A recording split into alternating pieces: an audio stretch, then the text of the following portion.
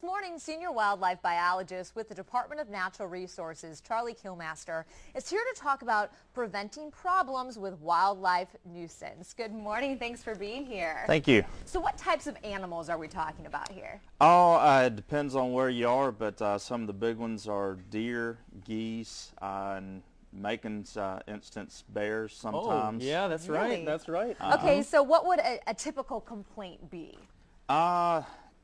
Most of the complaints we receive are just people actually just see an animal that they don't expect to be there, and are concerned about safety and that sort of thing.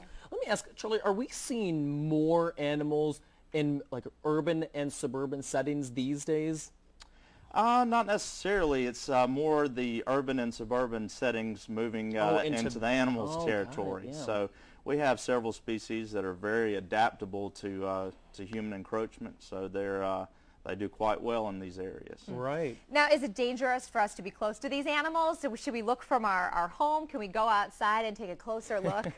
What's the deal there? Well, it obviously depends on the animal, but we're curious by nature. I mean, animals Yes, might I be know, curious, that's but right. I think we might be even a little more curious. So what do you suggest we do? well, it's important to remember they're not cats and dogs. They are wild animals, and regardless of the species, it's better to take a hands-off approach, keep your distance, and that's always the safest bet. Okay. Now, if we do say, for example, we're looking out our window and maybe we're seeing like deer or maybe possums, raccoons, armadillos, what should we do in that circumstance to try to... Well, first of all, you kind of got to determine if they're causing you a problem, if it's a safety issue. For deer, if they're destroying your garden, Right. which they do quite frequently. I You know, you can take, there's various approaches you can take to solve the problem, and a lot of times, you know, it's nice just to be able to see those types of animals right in your own backyard. It is nice to see them, but we want to make sure that they're not messing up our yards. So specifically, what are some of those approaches? Well, with deer in particular, there's various types of things like fencing, repellents, various types of deer repellents that keep them off of plants, and then landscaping that's not really palatable to deer as another plus.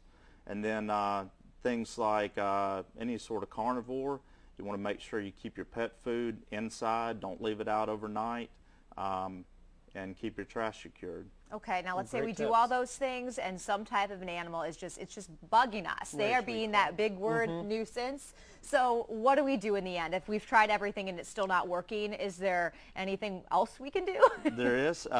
You can call our office and we can issue a homeowner permit that allows you to various types of options for removing the animal from the premises. Or we can refer you to if you're not really capable of doing it yourself or don't want to mess with it, you can call a nuisance wildlife trapper to come out and handle your problem. Okay, good. Great, So there great is hope. advice. They won't take over forever. And we'll have more information and those phone numbers on my blog at 41nbc.com later this morning.